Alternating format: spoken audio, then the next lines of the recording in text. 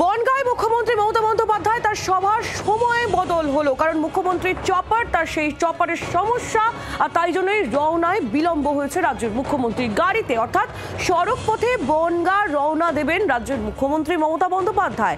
বনগাঁ ত্রিকোণ পার্কে সভা রয়েছে মমতা বন্দ্যোপাধ্যায়, তারপর মতুয়াগড়ে তার মিছিল রয়েছে, জোড়া এই কর্মসূচি।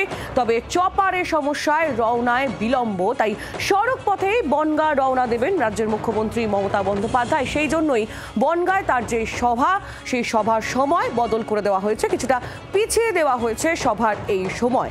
মুখ্যমন্ত্রীর চপারের সমস্যা, তার জেরেই এই রওনায় বিলম্ব। গাড়িতেই বনগাঁ রওনা দেবেন রাজ্যের মুখ্যমন্ত্রী। রক্তিমা দাস আমাদের প্রতিনিধি রয়েছেন আমাদের সঙ্গে টেলিফোন লাইনে। রক্তিমা, কি আপডেট রয়েছে তোমার কাছে? দেখো, মুখ্যমন্ত্রী সড়ক পথে রওনা হয়ে গিয়েছেন এবং মুহূর্তে জানা যায় কিন্তু যে চপার ছিল তার ইন্স্যুরেন্স ফেল ছিল, অর্থাৎ ইন্স্যুরেন্সের মেয়াদ উত্তীর্ণ ছিল এবং তার জন্য শেষ মুহূর্তে কিন্তু সেই যাত্রা ক্যান্সেল হয়েছে এবং তারপরে তিনি সড়ক পথে রওনা হয়ে গিয়েছেন। এবং দেখো, যেহেতু তিনি সড়ক পথে যাচ্ছেন, তার স্বাভাবিকভাবেই সভার যে টাইম ছিল সেই টাইমও কিন্তু পিছিয়েছে, যেহেতু সময় অনেকটা লাগবে।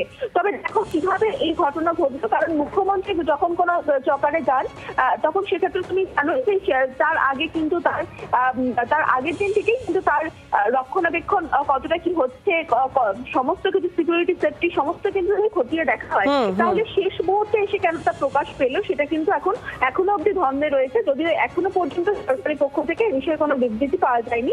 তবে এই ঘটনার জন্য শেষ মুহূর্তে মুখ্যমন্ত্রীর সভার সময় কিন্তু অনেকটাই পিছানো হয়েছে।